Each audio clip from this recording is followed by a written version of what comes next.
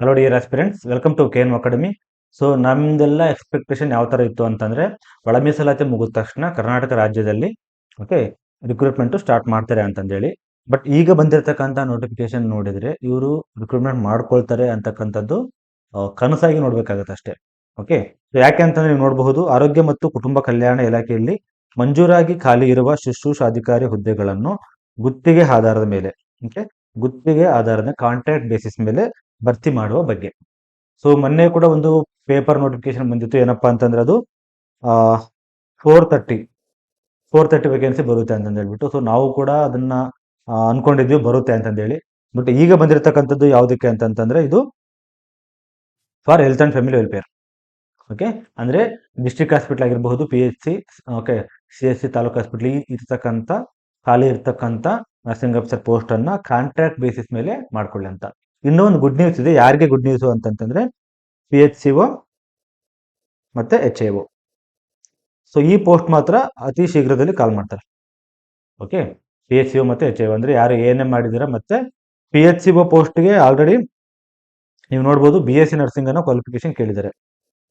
Okay, so BSc nursing ಅವರು ಕೂಡ apply ಮಾಡಬಹುದು. ಸೊ ಅದು ಕೂಡ ಒಂದು ಮನಸ್ಸಲ್ಲಿ ಇಟ್ಕೊಳ್ಳಿ, ಯಾಕಂದ್ರೆ ಕ್ವಾಲಿಫಿಕೇಶನ್ ನಾನು ಆಲ್ರೆಡಿ ನಿಮ್ಗೆ ಹೇಳಿದ್ದೀನಿ. ಓಕೆ, ANM ಬಿಟ್ಟು ಓಕೆ PHCOಗೆ ಯಾರನ್ನ ಕಾಲ್ ಮಾಡ್ತಾರೆ ಅಂದ್ರೆ BSc ಅವರನ್ನ ಕಾಲ್ ಮಾಡ್ತಾರೆ. ಓಕೆ, BSc ಅವರನ್ನ ರಿಕ್ರೂಟ್ಮೆಂಟ್ ಕೇಳ್ತಾರೆ. ಆಮೇಲೆ HIO ಮಾತ್ರ ಹೆಲ್ತ್ ಇನ್ಸ್ಪೆಕ್ಟರ್. ಓಕೆ, ಸೊ ಅದು ಆಕ್ಚುಲಿ ಅಬ್ಜೆಕ್ಷನ್ ಹಾಕಿದ್ದಾರೆ, ಬಟ್ ಸ್ಟಿಲ್ ಅಂಡರ್ ಇವ್ಯಾಲ್ಯೂಯೇಷನ್ ಅಲ್ಲಿ ಇದೆ ಅದು. ಓಕೆ, ಸೊ ಫೈನಲ್ ನೋಟಿಫಿಕೇಶನ್ ಯಾವಾಗ ಬರುತ್ತೆ ಗೊತ್ತಿಲ್ಲ. ಸೊ ಈಗ ಬಿಟ್ಟಿರ್ತಕ್ಕಂಥ ನಾವು ಏನು ಹೆಲ್ತ್ ಅಂಡ್ ಫ್ಯಾಮಿಲಿ ವೆಲ್ಫೇರ್ ಅಲ್ಲಿ ಬಿಟ್ಟಿದ್ದಾರೆ ಅದು ನೋಡ್ತಾ ಹೋಗೋಣ. ಓಕೆ, ಸೊ ನೋಡ್ಬೋದು ಗುತ್ತಿಗೆ ಆಧಾರದ ಮೇಲೆ ಭರ್ತಿ ಮಾಡುವ ಬಗ್ಗೆ. ಓಕೆ, ಸೊ ಮೇಲೆ ಓದಲಾದ ಕ್ರಮಾಂಕ 1ರಲ್ಲಿ ಓಕೆ ಆರೋಗ್ಯ ಮತ್ತು ಕುಟುಂಬ ಕಲ್ಯಾಣ ಇಲಾಖೆಯು ಒಂದು ಸಾರ್ವಜನಿಕ ಸೇವಾ ನಿರತ ಇಲಾಖೆಯಾಗಿದ್ದು ಶುಶ್ರೂಷಾಧಿಕಾರಿ ಹುದ್ದೆಗಳನ್ನು ಒಳಗೊಂಡಂತೆ ಓಕೆ ವಿವಿಧ ವೃಂದದ ಅರೆವೈದ್ಯಕೀಯ ಖಾಲಿ ಹುದ್ದೆಗಳನ್ನು ಭರ್ತಿ ಮಾಡಲು ಆಡಳಿತಾತ್ಮಕ ಅನುಮತಿಯನ್ನು ಕೋರಿರ್ತಾರೆ. ಓಕೆ, ನೇರ ನೇಮಕಾತಿ ಮುಖಾಂತರ ಮಾಡಿ ಅಂತ ಕೇಳಿರ್ತಾರೆ.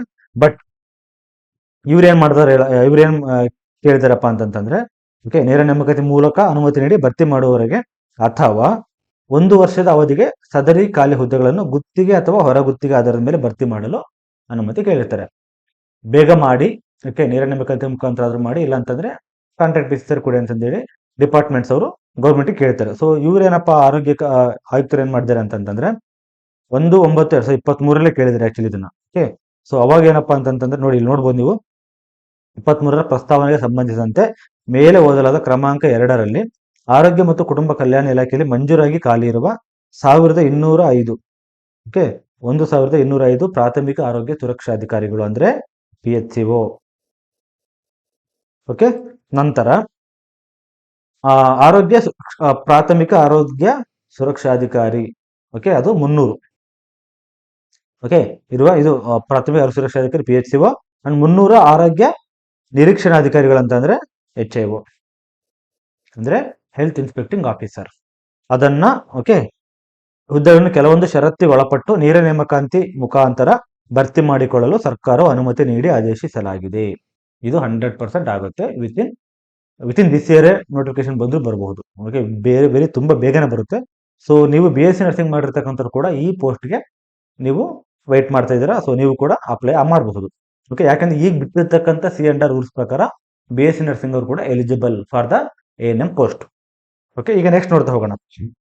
ಅದೇ ರೀತಿಯಾಗಿ ಇವರು ಮತ್ತೆ ಫಾರ್ಮಸಿಸ್ಟ್ ಅನ್ನು ಕೇಳಿರ್ತಾರೆ, ಆಮೇಲೆ ಲ್ಯಾಬ್ ಟೆಕ್ನಿಷಿಯನ್ ಕೂಡ ಕೇಳ್ತಾರೆ. ನೋಡಿ, ಖಾಲಿ ಇರುವ ಹುದ್ದೆಗಳ ಎದುರಾಗಿ ಓಕೆ 400 ಕಿರಿಯ ಪ್ರಯೋಗಶಾಲಾ ತಂತ್ರಜ್ಞರು ಅಂದ್ರೆ 400 ಲ್ಯಾಬ್ ಟೆಕ್ನಿಷಿಯನ್ಸ್ ಹಾಗೂ 400 ಫಾರ್ಮಸಿಸ್ಟ್ ಹುದ್ದೆಗಳನ್ನು ಕೆಲವೊಂದು ಷರತ್ತಿಗೆ ಒಳಪಟ್ಟು ಗುತ್ತಿಗೆ ಆಧಾರದ ಮೇಲೆ 1 ವರ್ಷದ ಅವಧಿಗೆ ಮಾತ್ರ ಭರ್ತಿ ಮಾಡಿಕೊಳ್ಳಲು ಅನುಮತಿ ನೀಡಲಾಗಿದೆ. ಅದನ್ನು ಆಲ್ರೆಡಿ ಪ್ರೊಸೆಸಿಂಗ್ ಅಲ್ಲಿ ಇದೆ. ಅಂದ್ರೆ ಫಾರ್ಮಸಿಸ್ಟ್ ಆಗಿರಬಹುದು ಮತ್ತೆ ಲ್ಯಾಬ್ ಟೆಕ್ನಿಷಿಯನ್ ಅದನ್ನು ಕೂಡ ಕಾಂಟ್ರಾಕ್ಟ್ ಬೇಸ್ ಮೇಲೆ ಕೊಟ್ಟಿದ್ದಾರೆ.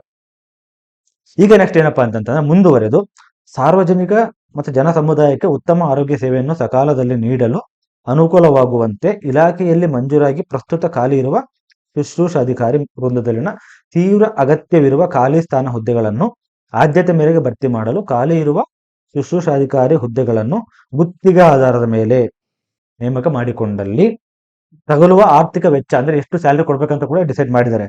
ಅದನ್ನು ಕೂಡ ನಿಮಗೆ ಹೇಳ್ತಾ ಹೋಗ್ತೀನಿ. ಓಕೆ, ಸೊ ಗುತ್ತಿಗೆ ಅಥವಾ ಹೊರ ಗುತ್ತಿಗೆ ಭರಿಸಬಹುದು ಅಂತ ಕೊಟ್ಟಿದ್ದಾರೆ. ನೀವು ಇಲ್ಲಿ ನೋಡಬಹುದು ಎಷ್ಟು ಕೊಡ್ತಾರೆ. ಓಕೆ, ಯಾರಿಗೆ ಸ್ಟಾಫ್ ನರ್ಸ್ ಕೇಳ್ರಿ ಎಷ್ಟು ಸ್ಯಾಲರಿ ಕೊಡ್ತಾರೆ ಅಂತ ನೋಡ್ಬೋದು. ಬೇಸಿಕ್ ಅಂತಂದ್ರೆ ನೋಡಿ 17,435 ಕೊಡ್ತಾರೆ. ಅದ್ರ ಜೊತೆಗೆ ಪಿ ಎಫ್ ಕಟ್ ಆಗುತ್ತೆ 13%, 2,267 ಕಟ್ ಆಗುತ್ತೆ, ಪಿ ಎಫ್ ಕಟ್ ಆಗುತ್ತೆ. ಪಿ ಎಫ್ ಇವರೇ ಹಾಕಿ ಕೊಡ್ತಾರೆ.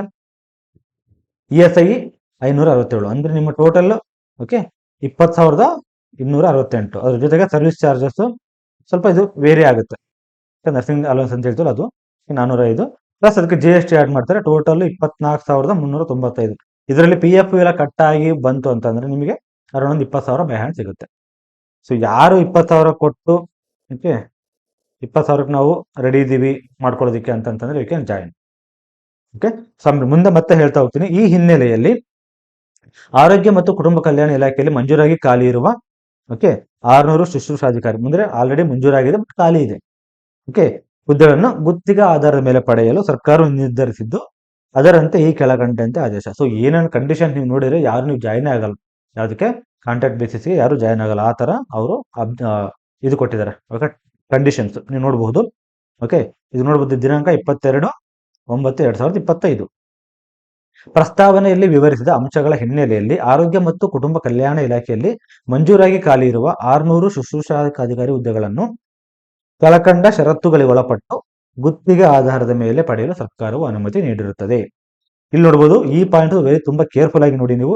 ಇಲಾಖೆಯಲ್ಲಿ ನೇರ ನೇಮಕಾತಿ ಮುಖಾಂತರ ಶುಶ್ರೂಷಕ ಅಧಿಕಾರಿಯನ್ನು ಭರ್ತಿಯಾದ ನಂತರ ಅಂದ್ರೆ ಗುತ್ತಿಗೆ ಆಧಾರ ಭರ್ತಿ ಮಾಡಿದ ನಂತರ 600 ನೋಡಿ 600 ಶುಶ್ರೂಷಕ ಹುದ್ದೆಗಳನ್ನು ಸೇವೆಗಳನ್ನು ರದ್ದುಗೊಳಿಸತಕ್ಕದ್ದು. ಅಂದ್ರೆ ಯಾವಾಗ ಪರ್ಮನೆಂಟ್ ಪೋಸ್ಟ್ ಕಾಲ್ ಮಾಡ್ತಾರಲ್ವಾ, ಇಮ್ಮಿಡಿಯೇಟ್ ಆಗಿ ಇವ್ರನ್ನ ತೆಗೆದಾಕ್ಬೇಕು ಅಂತ ಕೊಟ್ಟಿದ್ದಾರೆ.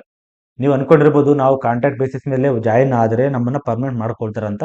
ಅದು ಶುದ್ಧ ಸುಳ್ಳು. ಯಾಕಂದ್ರೆ ನಿಮ್ಮನ್ನ ಅಲ್ಲಿ ಜಾಯಿನ್ ಮಾಡ್ಕೊಬೇಕಾದ್ರೆ ಕೊಟ್ಟಿರ್ತಾರೆ ಅವರು ಏನಂತ, ಪರ್ಮನೆಂಟ್ ಈ ಸ್ಟಾಫ್ ನರ್ಸ್ ಬಂದ್ರು ಅಂತ ತಕ್ಷಣ ನಿಮ್ಮನ್ನ ತೆಗೆದಾಕ್ತಿವಿ ಅಂತ ಹೇಳಿ ಕೊಟ್ಟಿರ್ತಾರೆ. ಸೊ ಅದನ್ನ ನೀವು ನೋಡ್ಬೋದು. ಇಲ್ಲ ಅಂದ್ರೆ ನೇರ ನೇಮಕಾತಿ ಮುಖಾಂತರ ಬಂದ್ಮೇಲೆ ಇವರನ್ನ ತೆಗೆದಾಕ್ಬೇಕಂತ ಕೊಟ್ಟಿದ್ದಾರೆ. ಅದು ಫಸ್ಟ್ ಪಾಯಿಂಟ್. ಆಮೇಲೆ ನೀವು ನೋಡ್ಬೋದು, ಗುತ್ತಿಗೆ ಆಧಾರದ ಮೇಲೆ ಸಿಬ್ಬಂದಿಗಳ ನೇಮಕಾತಿ ಮಾಡಿಕೊಳ್ಳುವಾಗ ಭವಿಷ್ಯದ ನೇರ ನೇಮಕಾತಿ ಅಂದ್ರೆ ಮುಂದೆ ಬರ್ತಕ್ಕಂಥ ರಿಕ್ರೂಟ್ಮೆಂಟ್ ಅಲ್ಲಿ ಯಾವುದೇ ಕಾನೂನಿನ ತೊಡಕುಗಳು ಉದ್ಭವಿಸದಂತಂದ್ರೆ ನೀವು ಯಾರು ಕೋರ್ಟ್ಗೆ ಹಾಕಬಾರ್ದು, ಆ ರೀತಿಯಾಗಿ ಕ್ರಮ ವಹಿಸತಕ್ಕದ್ದು. ಓಕೆ, ಆಮೇಲೆ ಗುತ್ತಿಗೆ ಆಧಾರದ ಮೇಲೆ ಮೇಲಿನ ಸಿಬ್ಬಂದಿಗಳ ಆಯ್ಕೆಯನ್ನು ಈ ಹಿಂದಿನ ಗುತ್ತಿಗೆ ಅವಧಿಯ ಸೇವೆಯನ್ನು ಪರಿಗಣಿಸದೆ, ಯಾರಾದ್ರೂ ಆಲ್ರೆಡಿ ಕಾಂಟ್ರಾಕ್ಟ್ ಬೇಸ್ ಮೇಲೆ ವರ್ಕ್ ಮಾಡ್ತಾ ಇದ್ದೀನಿ ಅಂತಂದ್ರೆ ಅವ್ರದನ್ನ ಕನ್ಸಿಡರ್ ಮಾಡಂಗಿಲ್ಲ. ಹೊಸದಾಗಿನೇ ನೀವು ಮಾಡ್ಕೊಂಬ ಅಂದ್ರೆ the recruitment should be done de novo ಅಂತಂದ್ರೆ ಹೊಸದಾಗಿ. Okay, without considering the pre service of contract employees. ಅಂದ್ರೆ ನಾನು ಆಲ್ರೆಡಿ ಮಾಡ್ತಾ ಇದ್ದೀನಿ, ನನ್ನನ್ನೇ ತಗೊಳ್ಬೇಕು ಅಂದ್ರೆ ನೋ ತಗೊಳ್ಳಲ್ಲ. Okay, as per the exact ಸಿ ಅಂಡರ್ ರೂಲ್ಸ್ ಪ್ರಕಾರನೇ ತಗೊಳ್ಳಿ. ಓಕೆ, ಈ ತರ ಕೊಟ್ಟಿದ್ದಾರೆ. ಮತ್ತೆ ಇನ್ನೊಂದೇನಪ್ಪಾ ಅಂತಂದ್ರೆ ಆಯುಕ್ತರು ಆರೋಗ್ಯ ಮತ್ತು ಕುಟುಂಬ ಕಲ್ಯಾಣ ಇಲಾಖೆ ಸೇವೆಗಳು ಓಕೆ ಶುಶ್ರೂಷಾಧಿಕಾರಿ ಹುದ್ದೆಗಳನ್ನು ಗುತ್ತಿಗೆ ಆಧಾರದ ಮೇಲೆ ನೇಮಕಾತಿ ಮಾಡಿಕೊಳ್ಳುವ ಪೂರ್ವದಲ್ಲಿ ಜಿಲ್ಲಾವಾರು ಮತ್ತು ಸಿಬ್ಬಂದಿಗಳ ಕೊರತೆ ಇರುವ ಕೇಂದ್ರಗಳ ಮತ್ತು ಜಿಲ್ಲಾವಾರು ಮಾಹಿತಿಯನ್ನು ಯಾವ ಜಿಲ್ಲೆ ಮತ್ತು ಕೇಂದ್ರಗಳಿಗೆ ಪ್ರಸ್ತಾಪಿತ ಹುದ್ದೆಗಳನ್ನು ಗುತ್ತಿಗೆ ಆಧಾರದ ಮೇಲೆ ತುಂಬುವ ಅವಶ್ಯಕತೆ ಇದೆ ಎಂಬುದನ್ನು ಪಟ್ಟಿಯನ್ನು ಸರ್ಕಾರಕ್ಕೆ ಸಲ್ಲಿಸತಕ್ಕಂದ್ರೆ ಎಲ್ಲೆಲ್ಲಿ ಯಾವ್ಯಾವ ಡಿಸ್ಟ್ರಿಕ್ಗೆ ಬೇಕು ಅದನ್ನು ನಾವು ಯಾರು ಡಿಸ್ಟ್ರಿಕ್ಟ್ DHO ಇರ್ತಾರೆ ಅವರು ಅದನ್ನ ಸರ್ಕಾರಕ್ಕೆ ಸಲ್ಲಿಸಬೇಕಾಗತ್ತೆ. ಸೊ ಈ ಆದೇಶವನ್ನು ಆರ್ಥಿಕ ಇಲಾಖೆಯು ಟಿಪ್ಪಣಿ ಸಂಖ್ಯೆ 505 ಕೊಟ್ಬಿಟ್ಟು ಸಹಮತಿಯಿಂದ ಹೊರಡಿಸಲಾಗಿದೆ ಅಂತ ಕೊಟ್ಟಿದ್ದಾರೆ. ಸೊ ಇದು ಓಕೆನಾ ಬಂದಿರತಕ್ಕಂಥದ್ದು. ಸೊ ಈಗ ನೀವು ಹೊಸದಾಗಿ ಏನಪ್ಪಾ ಅಂತಂದ್ರೆ ಸೇಮ್ ನಾವು ಮೇಲೆ ಹೇಳಿದಂಗೆ 1,205 PHCO. ಸೊ ಇದರಲ್ಲಿ ನೀವು ನೋಡ್ಬೋದು ಆಲ್ರೆಡಿ ಸಿ ಅಂಡರ್ ರೂಲ್ಸ್ ಬಂದಿದೆ. ಸಿ ಅಂಡರ್ ರೂಲ್ಸ್ ಏನಪ್ಪಾ ಅಂತಂದ್ರೆ BSc ನರ್ಸಿಂಗ್ ಅವರು ಮತ್ತೆ GNM ಅವರು ಮಾಡಿರ್ಬೋದು, ಅಥವಾ PUC ಮೇಲ್ ಆಗಿರ್ಬೇಕು. ANM ಯಾರು ಮಾಡಿದ್ರು ಅವರು in case ANM plus PUC ಆಗಿರೋರು ಕೂಡ ಅಪ್ಲೈ ಮಾಡಬಹುದು. BSc ನರ್ಸಿಂಗ್ ಕೂಡ ಕೇಳಿದರೆ, GNM ಕೂಡ ಕೇಳಿದರೆ, ಪ್ಲಸ್ ANM ಪ್ಲಸ್ PUC ಕೂಡ ಆಗಿರ್ಬೋದು. ಸೊ ಈ ಪೋಸ್ಟ್ ಅತಿ ಶೀಘ್ರದಲ್ಲಿ ಓಕೆ, ಯಾಕಂದ್ರೆ ಆಲ್ರೆಡಿ ಮೇಲೆ ಕೊಟ್ಟಿದ್ದೇನೆ ಅದನ್ನ ಅದೇ ಆಲ್ರೆಡಿ ಕೊಟ್ಬಿಟ್ಟಿದ್ದಾರೆ. So it will be done very soon. Okay, ಅತಿ ಶೀಘ್ರದಲ್ಲಿ. ಓಕೆ, ಅತಿ ಶೀಘ್ರದಲ್ಲಿ. ಬಟ್ ಕರ್ನಾಟಕದಲ್ಲಿ ಸ್ಟಾಫ್ ನರ್ಸ್ ಆಗೋದು ಇನ್ನೂ ತುಂಬಾ ಲೇಟ್ ಆಗುತ್ತೆ. ಬಟ್ ಇನ್ನೂ ನಾನು ಏನ್ ಹೇಳ್ಬೋದು ಅಂತಂದ್ರೆ ನಿಮಗೆ ಲೈಕ್ ಮೆಡಿಕಲ್ ಕಾಲೇಜಸ್ ಅದು ಬೇಗ ಬರುತ್ತೆ. ಬಟ್ ಹೆಲ್ತ್ ಅಂಡ್ ಫ್ಯಾಮಿಲಿ ವೆಲ್ಫೇರ್ದು ನಾವು ಎಕ್ಸ್ಪೆಕ್ಟ್ ಮಾಡಿದ್ದು 432 ಪೋಸ್ಟ್ ಬರುತ್ತೆ ಅಂತಂದೇಳಿ. ಓಕೆ, 432 ಪೋಸ್ಟ್ ಬರುತ್ತೆ ಅಂತಂದೇಳಿ ಅವ್ರು ಕೊಟ್ಟಿದ್ರು. ಬಟ್ ಅದು ಪೇಪರ್ ಅಲ್ಲಿ ಕೊಟ್ಟಿದ್ದು. ಬಟ್ ಇವ್ರು ನೋಡಿದ್ರೆ ಇನ್ನೂ 150 ಪೋಸ್ಟ್ ಎಕ್ಸ್ಟ್ರಾ ಕೊಟ್ಟಿದ್ದಾರೆ, 600 ಪೋಸ್ಟ್. ಬಟ್ ಅದನ್ನ ಕಾಂಟ್ರಾಕ್ಟ್ ಬೇಸಿಸ್ ಮೇಲೆ ತಗೊಳ್ಳಿ ಅಂತ ಕೊಟ್ಟಿದ್ದಾರೆ. ಸೊ ಹಂಗಾಗಿಬಿಟ್ಟು ಅದನ್ನ ನಾವು ಕನ್ಸಿಡರ್ ಮಾಡಕ್ ಆಗಲ್ಲ ಈಗ. ಸೊ 600 ಪೋಸ್ಟ್ ಏನಿದಾವೆ ಅದು ಕಾಂಟ್ರಾಕ್ಟ್ ಬೇಸಿಸ್ ಮೇಲೆ ತಗೊಳ್ತಾರೆ. ನೆಕ್ಸ್ಟ್ ಹೊಸದಾಗಿ ಬಂದ ತಕ್ಷಣ ನಿಮ್ಮನ್ನ ತೆಗೆದಾಕ್ತಾರೆ. ಯಾರು ಜಾಯ್ನ್ ಆಗ್ತಾರೆ ಅವ್ರನ್ನ ತೆಗೆದಾಕ್ತಾರೆ. ಯಾಕಂದ್ರೆ ನಿಮಗೆ ಅಪಾಯಿಂಟ್ಮೆಂಟ್ ಲೆಟರ್ ಕೊಡುವಾಗ ಅದನ್ನೇ ಕೊಟ್ಟಿರ್ತಾರೆ. ಸೊ ಯಾರು ನೀವು ಬೇಕಾದ್ರೆ PHC ಹೋಗಿ ರೆಡಿ ಆಗ್ಬೋದು, ಅಥವಾ ಯಾರು ಹೆಲ್ತ್ ಇನ್ಸ್ಪೆಕ್ಟರ್ ಮಾಡಿದ್ರೆ ಅವರು HIV ಪೋಸ್ಟ್ಗೆ ರೆಡಿ ಆಗ್ಬೋದು. ಸೊ ಇನ್ನೊಂದೇನಪ್ಪ, ಇನ್ನೂ ಏನು ಹೇಳ್ಬೋದು ಅಂತಂತಂದ್ರೆ ನಿಮಗೆ, ಸೊ ಪ್ರತಿ ನಮ್ಮ ಕರ್ನಾಟಕದವ್ರ ಮಾಹಿತಿಗೋಸ್ಕರ ಹೇಳ್ತಾ ಇದ್ದೀನಿ. ಓಕೆ, ಸೊ ಪ್ರತಿ 6 ತಿಂಗಳಿಗೆ, every 6 months, okay, every 6 months NORCET ಅಂತ ಇರುತ್ತೆ. ಇದು ಸೆಂಟ್ರಲ್ ಗೌರ್ಮೆಂಟ್ ಏಮ್ಸ್ ಮತ್ತೆ ಸೆಂಟ್ರಲ್ ಗೌರ್ಮೆಂಟ್ ಹಾಸ್ಪಿಟ್ಲಿಗೆ ಮಾಡ್ತಕ್ಕಂಥ ಒಂದು ರಿಕ್ರೂಟ್ಮೆಂಟ್. ಇದಕ್ಕೆ ನೀವು ಭಾಗವಹಿಸಬಹುದು ಪ್ರತಿ 6 ತಿಂಗಳು ಒಂದ್ಸರಿ. ಈ ಸರಿ ನೋಡ್ಬೋದು 3700 ಪೋಸ್ಟ್ ಎವ್ರಿ 6 ಮಂತ್ಸ್ ಒಂದ್ಸರಿ ಬರುತ್ತೆ. ಓಕೆನಾ. ಸೊ BSc ಅವರಿಗೆ ಎಕ್ಸ್ಪೀರಿಯನ್ಸೇ ಬೇಕಾಗಿಲ್ಲ, ಜಸ್ಟ್ ಫ್ರೆಶರ್ಸ್ ಅಪ್ಲೈ ಮಾಡ್ಬೋದು. GNM ಆಗಿದ್ರೆ 2 years ಎಕ್ಸ್ಪೀರಿಯನ್ಸ್. ನಾನು ಹೇಳೋದೇನಪ್ಪ, ಉದ್ದೇಶ ಏನಪ್ಪ ಅಂತಂತಂದ್ರೆ, ಯಾಕೆ ನೀವು ಸ್ಟೇಟ್ ಗೌರ್ಮೆಂಟ್ಗೋಸ್ಕರ ವೇಟ್ ಮಾಡ್ತಾ ಇದ್ದೀರಾ, ಈ ತರ ಇರ್ತಕ್ಕಂಥ ಅಪಾರ್ಚುನಿಟೀಸ್ ಯೂಸ್ ಮಾಡ್ಕೋಬಹುದು. ಆಮೇಲೆ ನೆಕ್ಸ್ಟ್ ಇನ್ನೊಂದೇನಪ್ಪ ಅಂತಂತಂದ್ರೆ, ನಿಮಾನ್ಸ್ ಅತಿ ಶೀಘ್ರದಲ್ಲಿ ಬರುತ್ತೆ. ನಿಮಾನ್ಸ್ ಅತಿ ಶೀಘ್ರದಲ್ಲಿ ಬರುತ್ತೆ. ಓಕೆ, ಸೊ ಇದಕ್ಕೂ ಕೂಡ ನೀವು ಪ್ರಿಪೇರ್ ಆಗ್ಬೋದು. ಆಮೇಲೆ ಆಲ್ರೆಡಿ ಯಾರ್ಯಾರು ಅಪ್ಲೈ ಮಾಡಿದ್ರೆ ಅದು ಕೂಡ ಓಕೆ. ನೆಕ್ಸ್ಟ್ ಇನ್ನೊಂದು ಈಗ ಆಕ್ಟಿವ್ ಆಗಿರ್ತಕ್ಕಂಥ ರಿಕ್ರೂಟ್ಮೆಂಟ್ ಯಾವುದಪ್ಪ ಅಂತಂದ್ರೆ EMRS, ಅಂದ್ರೆ ಏಕಲವ್ಯ ಮಾಡರ್ನ್ ರೆಸಿಡೆನ್ಷಿಯಲ್ ಸ್ಕೂಲ್ಸ್. ಇದು ಎಲ್ಲಾ ಸ್ಟೇಟ್ಸ್ ಅಲ್ಲೂ ಕೂಡ ಇದೆ. ಇವನ್ ಕನ್ನಡದಲ್ಲೂ ಕೂಡ ಎಕ್ಸಾಮ್ ಇರುತ್ತೆ. ಅದು ಲಾಸ್ಟ್ ಮಂತ್ 23/10/2025 ಲಾಸ್ಟ್ ಡೇಟ್ ಇದೆ. ನೀವು ಅಪ್ಲೈ ಮಾಡ್ಬೋದು. ಇದು ಆಕ್ಟಿವ್ ಆಗಿರ್ತಕ್ಕಂಥ ಒಂದು ನೋಟಿಫಿಕೇಶನ್. ಇದಕ್ಕೇನಪ್ಪ ಬೇಸಿಕ್ ರಿಕ್ರೂಟ್ಮೆಂಟ್ ಅಂತಂದ್ರೆ 2.5 ವರ್ಷ ಎಕ್ಸ್ಪೀರಿಯನ್ಸ್ ಇರಬೇಕಾಗುತ್ತೆ. 50 ಬೆಡೆಡ್ ಹಾಸ್ಪಿಟಲ್ ಅಲ್ಲಿ, 50 ಬೆಡ್ ಹಾಸ್ಪಿಟಲ್ ಅಲ್ಲಿ 2.5 ವರ್ಷ ನಿಮಗೆ ಎಕ್ಸ್ಪೀರಿಯನ್ಸ್ ಬೇಕಾಗುತ್ತೆ. ಸೊ ಇದಿಷ್ಟು ಕರೆಂಟ್ ಇರ್ತಕ್ಕಂಥ ಮಾಹಿತಿ. Okay, so next medical colleges ಯಾವಾಗ ಕಾಲ್ ಮಾಡುತ್ತೆ ಅವಾಗಲೇ ನಾವು, ಸೊ ತುಂಬಾ ಜನ ಕೇಳ್ಕೊಳ್ತಾ ಇದ್ದಾರೆ ಏನಂತಂದ್ರೆ, ಕೋರ್ಸ್ ಸ್ಟಾರ್ಟ್ ಮಾಡಿ ಅಂತಂದೇಳಿ. ಬಟ್ ನಾವು ವಿತೌಟ್ ನೋಟಿಫಿಕೇಶನ್ ಸ್ಟಾರ್ಟ್ ಮಾಡೋಕ್ಕಾಗಲ್ಲ. ಯಾಕಂತಂದ್ರೆ ನಿಮ್ಗೆ ಗೊತ್ತಿರಬಹುದು.